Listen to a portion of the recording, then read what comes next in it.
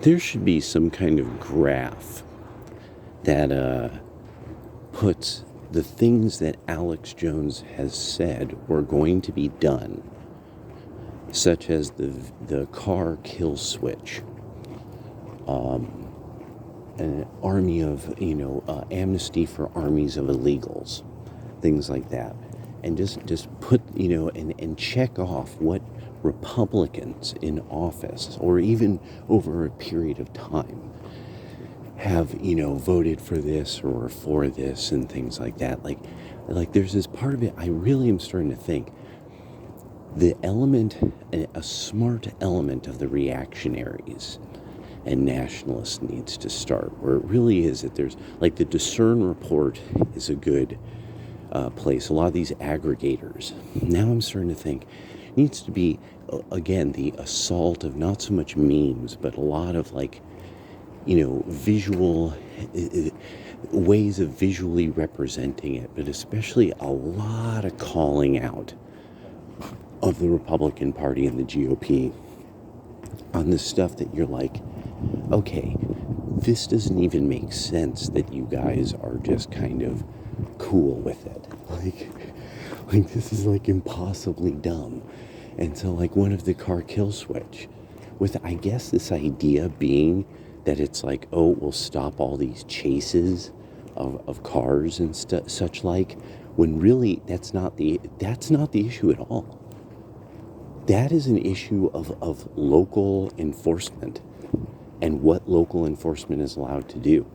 Because the GOP will not kind of deal with the national bodies of the police in a way that is very, very upfront and public, it comes across as if, it's like, well, GOP now and then talks to cops. Cops support us, we support the law, peace, it's all cool, we're buddies, but rather than, oh yeah, we're working for a comprehensive way of dealing with how local areas do not police their areas in a way that's efficient and scientific.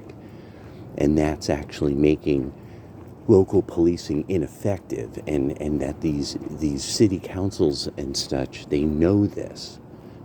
They've had all the data presented to them. They've had these people come to them with, this will help you stop this. And that it needs to be like, this needs to be these ugly, the Republican Party needs to start embarrassing its opponents, humiliating people, making it ugly. Like, no, like Vivek Ramaswamy totally gets it. He's wickedly insulting. That's where it starts. You start by starting to become wickedly insulting, where you really make it clear, like, no, I'm the captain. And it's just because at a certain stage, it starts to become this thing of, like, over and over and over again, you have these people who it's like, no, in my district, you have to be really polite and blah, blah, blah. And it's like, well, yeah, because you don't want to come across like you have absolute principles, and that some things are wrong and some things are not wrong. And the idea that the government should be able to just have bizarre levels of regulation over everything, no one likes that. And on top of it, once deregulation starts to show, you're going to start to find that a lot of people on the left are not going to have much to argue for. Like, once you end regulatory regimes, it's very difficult to try to argue to get them back again when the world doesn't collapse. And the Republicans are just not getting this. Like, no, there needs to be and that they just say it. There needs to be deregulation because regulation is what's messing this up, because the government's overwhelmingly controlled by Democrats and they're incompetent and corrupt. Boom. Your regulators are corrupt and incompetent Democrats. You need to stop giving them this power, through the legislative body.